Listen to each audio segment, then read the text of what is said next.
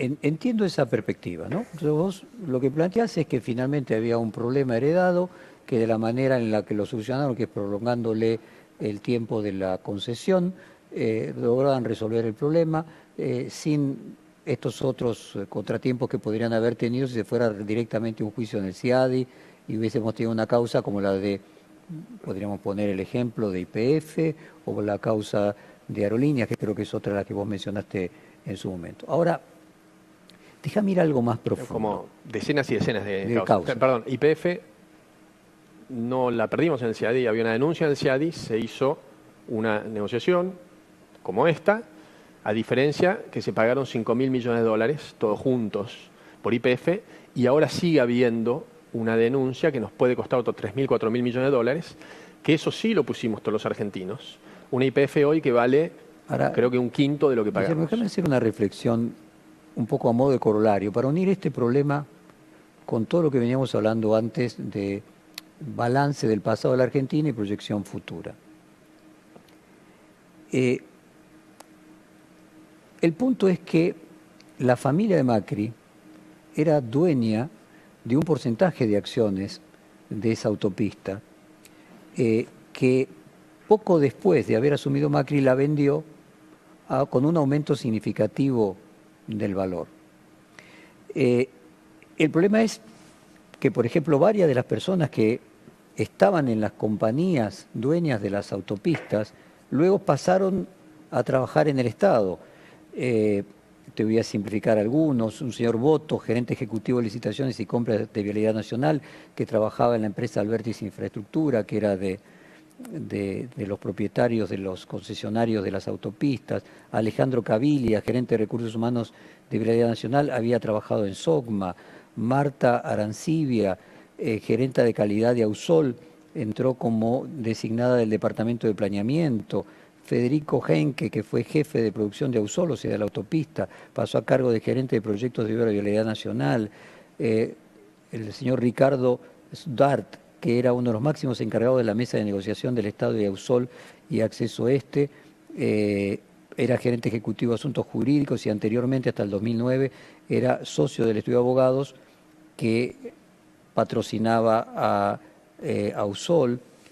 Si cuando uno observa este tipo de circunstancias, es difícil no recordar aquello de la mujer del César no solo debe serlo, sino parecerlo, ¿no? ¿Sabes qué pasa, Jorge? Que lo que vos estás leyendo es textual la denuncia, que es falso, en el 80%. Entonces, acá se construye frente a algunas verdades parciales una falsedad enorme. De todas esas personas, las únicas dos que trabajaron en las concesionarias o en su accionista son Roger Boto y Marta Arancibia. Marta Arancibia trabajó del 97 al 2001 como una jefa de calidad de obras. Estuvo en Vialidad un año y pico y se fue, no tuvo absolutamente nada que ver con esto. Roger Boto no tuvo nada que ver con esto, trabajaba en otra área. Acá también para entender, las concesiones estaban reguladas por un organismo llamado el OCOBI, que era el organismo que regulaba las concesiones, que todo el proceso de la regulación y toda la negociación lo hizo el OCOBI. Y después estaba Vialidad, que no tenía nada que ver con esto. De hecho, quien dice todo eso es una abogada de tercera línea de Vialidad, que no tenía nada que ver con el regulador y los abogados, que había toda una estructura de abogados que eran los que manejaban esto. Entonces, había dos personas, una que en los 90 había trabajado en un trabajo técnico, que estuvo un año y pico en Vialidad, no tuvo nada con la organización, y otra persona que había trabajado para Abertis a nivel regional y manejaba los temas de licitaciones en Vialidad que no tenían nada que ver. De esta manera, vamos a suponer que... Pero perdón, porque después dicen, un abogado de Marval O'Farrell, que era socio de Marval O'Farrell, no era socio. Estuvo en el 2009 y trabajaba en el área de telecomunicaciones en un estudio de abogado que tendría 300 abogados, que después se fue a trabajar y trabajó en el gobierno nacional, del gobierno kirchnerista, de Cristina, de Néstor y de Cristina, porque entró en el 2009, trabajaba en Nación Servicios, y después fue gerente de compras del Banco Central en el gobierno nacional antes que nosotros asumamos, y vino a trabajar en la parte legal de Vialidad. No tiene absolutamente nada que ver una cosa con la otra. Y hay un punto ahí también que no es menor. La realidad, que nosotros agarramos una vialidad que tenía síntomas de corrupción escandalosos, que el funcionamiento era una catástrofe, y lo veíamos en nuestras rutas, en lo que tardaban las obras, en el costo de las obras, donde nada era público. Armé un equipo con los mejores profesionales del sector. Algunos de esos profesionales, lógicamente, los profesionales trabajan en empresas. Digamos, esta mirada de que en el Estado solo pueden trabajar las personas que trabajaron toda la vida en el Estado, digamos, es muy estadocéntrica. Y aparte, eso funciona generalmente, desconocen cómo funcionan estas cosas. Bueno, déjamelo poner de otra forma. Perdón, estas personas son, digamos, todo el listado que trajimos, ¿no? Porque ahí nombro un montón más de gente, y mezcla infinidad de cosas. Lo que pasa es que el programa dura creo que 1 hora, si no podríamos estar 5 horas que te digo cada una de las falsedades que dicen ahí, porque dicen porque un tipo estaba en YPF, por eso hacíamos las compras de...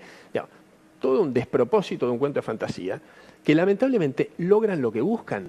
Porque vos, que sos una de las personas más reconocidas de Argentina en el mundo del periodismo, terminás repitiendo lo que dicen esas personas, en las cuales no hay ningún tipo de investigación atrás. Bueno, pero para. Y te termino con esto, y discúlpame, Sí, pero vos dijiste una empresa, la empresa de la familia Macri. El juez dice la empresa de Mauricio Macri y la familia Macri. Mauricio Macri no tiene nada que ver. No, la familia Macri 7%. Estamos hablando, acá hay denuncias por 2 concesiones. Una que se llama GCO, que la familia Macri tuvo siempre 0%, ninguna participación, ninguna actividad, no fue contratista, nada. La otra, que es una participación accionaria que arranca en 1994, donde Socma era una de las grandes empresas de Argentina, que tenía un 30% y se fue quedando con un 7%, que lo venden 13 meses antes de que se cierre el contrato. Sí, pero lo venden después de que Mauricio Macri asumió y con un valor superior. ¿Sabes Eso lo tendrías que reconocer, ¿no? Sí, pero 2 cosas. ¿Sabes por qué no podían vender antes? Porque los compradores, que a su vez en la denuncia dice que es un comprador fantasma, venían comprando acciones, que es una gente muy reconocida, desde el 2006. Compraron acciones del 2006 al 2015. Que llegó al 14% empezando del 2%. Exactamente. En el 2015 quisieron comprar acciones. Pero la compra de acciones no de la bolsa, sino de los propietarios individuales. Las acciones hay acción A a E. Las acciones en bolsa vos podés ir y comprar, pero cuando son estos inversores que tienen otra categoría de acciones, no están en bolsa, que así eran el 70% de las acciones, y te tiene que autorizar el organismo que regula. Si no te autoriza, no autorizaban. ¿Sabes por qué? Porque este señor Gentili y su equipo le decían a los que querían venir a comprar: no podés comprar. Dicen que decían, la empresa nos vamos a quedar nosotros. No es tan extraño, porque indirectamente se quedaba una empresa. Scioli, gobernador, le estatiza la concesión, al otro día estatizarla, la tarifa pasa a 10 pesos y no hay ningún amparo. Hay un juicio hoy de miles de millones de pesos. Autopista Richieri, también un grupo español, le congelan la tarifa. En el 2013 le dicen, me lo dijeron los que fueron expulsados. No te vamos a aumentar nunca la tarifa, tenés que vender. ¿Quién compra? Cristóbal López. Al otro día que compra Cristóbal López, ¿qué empieza a pasar? Le empieza a aumentar la tarifa. Este señor Gentili que nos denuncia a nosotros, en noviembre... Sonríe, pero no pasó lo mismo cuando Macri asume, que comienza a aumentar la tarifa de las autopistas estas casualmente. Pero es lo que había que hacer, y lo aumentamos para todas. Pero vos entendés. A ver, Guillermo, yo quiero planteártelo, sacarte del tema puntual jurídico y mirarlo políticamente. Jorge, que vos me estás diciendo que lo que hicimos nosotros, que fue respetar la ley, porque los aumentos que hicimos nosotros, aplicamos los aumentos que había autorizado el kirchnerismo durante los primeros 2 años y después el nuevo contrato.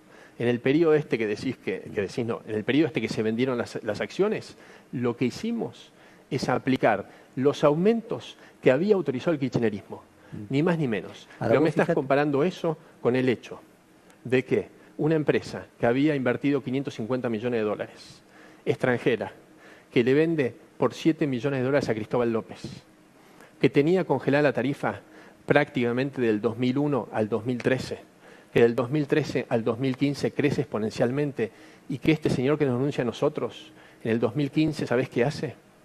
No. Le extiende por 11 años el contrato Cristóbal López.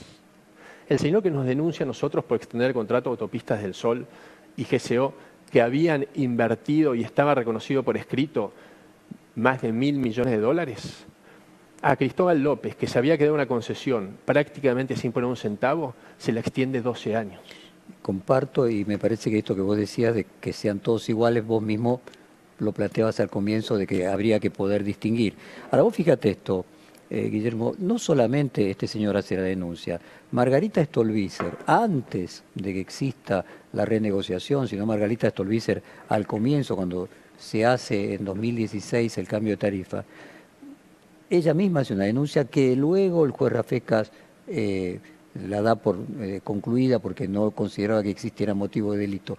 Pero una persona que nada tiene que ver con el kirchnerismo, como Margarita Stolbizer, también llevó adelante una denuncia. Entonces yo quería llevarte algo más de orden Pero el general. problema no es la denuncia. La denuncia no es un problema. Obviamente, después tiene que estar confirmada. Pero quiero decirte que una persona de la honorabilidad de Margarita Stolbizer, creo que nadie podría discutir de su honorabilidad, supusiera de que había ahí una situación incompatible y un conflicto de intereses, mi pregunta era más amplia. ¿No crees que ahí hay un problema que nuevamente aparece, por ejemplo, con el correo, que genera una dificultad muy grande el hecho de que la familia Macri había tenido tantos años, tantos negocios tan importantes relacionados con el Estado, regulados por el Estado, de que es bastante difícil que no se generen esas suspicacias? Y te lo quería colocar para concluir mi pregunta con el comienzo. Vos mismo marcabas problemas en la justicia federal. Ahora, cuando viene el actual gobierno a querer solucionarlos, es también lógico que se sospeche, que se suponga que, bueno, que es para beneficiarse ellos mismos. Es decir, la sospecha del beneficio propio está instalada en la sociedad. Sí, no hay duda y creo que con mucha razón, porque durante muchos años ha habido múltiples casos de políticos que se hicieron millonarios en la gestión de lo público. Pero para mí hay un plano mucho más profundo. La realidad que muchos de nosotros, incluido Mauricio, fuimos gente que veníamos del sector empresario, con nuestro patrimonio totalmente declarado, justificado, y nos metimos en la política. El problema es que hay un grupo enorme de personas que fueron a la política y a partir de la política salieron empresarios. Entonces, eso es una diferencia abismal, porque la realidad que esa situación era anterior. Mauricio hizo todos los pasos de desprenderse de sus acciones, etcétera, etcétera. Y en este caso, lo que se puede observar claramente es que no hubo ninguna anomalía. Entonces, finalmente lo que vale allí es la credibilidad. 100%. Porque hay un tema, Jorge, todas estas cuestiones son muy complejas. Digamos, si esto lo hubiese resuelto el kirchnerismo en el 2006, como se comprometió, a 5 años, 4 años de que se había producido la ruptura de contrato, se resolvía muy fácil, muy fácil. Lamentablemente, nosotros tuvimos que resolver con situaciones muy complejas. O sea, ¿te imaginas en un futuro estas ideas de las que vos marcabas que demuestran que crecen en la Argentina, van a encontrar representación en personas que hayan estado en la actividad privada, o crees que la experiencia que hubo durante estos 4 años del gobierno de Cambiemos mostró de que genera suspicacias si vos querés, cercanía entre la actividad privada y la actividad pública? ¿Crees que ahí hay algo para corregir? Yo creo que hay suspicacia por los políticos en general. Hay una actitud militante de sectores del kirchnerismo en la cual esa suspicacia de la gente se hace realidad porque ve los millones de dólares robados de la obra pública o de la función pública, que lo que intentan hacer es embarrar toda la cancha. Y como bien decís, como los procesos estos, muchos tienen muchísima complejidad, no es difícil embarrarla, porque te empiezan a juntar cositas, te construyen un cuento, encima tenés un juez que no investiga nada, digamos, es el combo perfecto. Vuelvo a esto, lo que la sociedad crecientemente va a exigir es Transparencia. a funcionarios honestos. Y la realidad es que por suerte la tecnología ayuda, las redes sociales ayudan. Simplemente una reflexión, me parece que en el futuro quien tenga los destinos del país como su responsabilidad probablemente no tendría que tener conflicto de intereses importantes. Eso invalida que cualquier persona que haya tenido una actividad empresaria previa sea político. Y me parece que cuando uno mira las demostraciones de lo que sucede en el mundo, me parece que ahí hay una enseñanza de algún orden, de la misma forma que creo que una reforma de la justicia presentada por este gobierno es razonable que genere sospechas. McLuhan decía que el medio es el mensaje, o sea, no simplemente el mensaje. Cuando el gobierno dice, pero lean la reforma, lean, no prejuzguen, es imposible, es no comprender al ser humano, no comprender que pensamos por asociación y que las emociones juegan un papel en la razón, no tener en cuenta ese factor político. Pero reconozco que es un tema opinable y que lo único que importa finalmente va a ser los datos objetivos como vos marcabas. Y te propongo lo siguiente, volver a hacer este reportaje ya que no tenemos 5 horas, no sé, de aquí a, supongo que pasará a tribunal oral, de aquí a 1 año y medio, y profundizamos los detalles y al mismo tiempo vemos cuál es el avance electoral de las elecciones de medio término y seguimos con nuestro diálogo de siempre.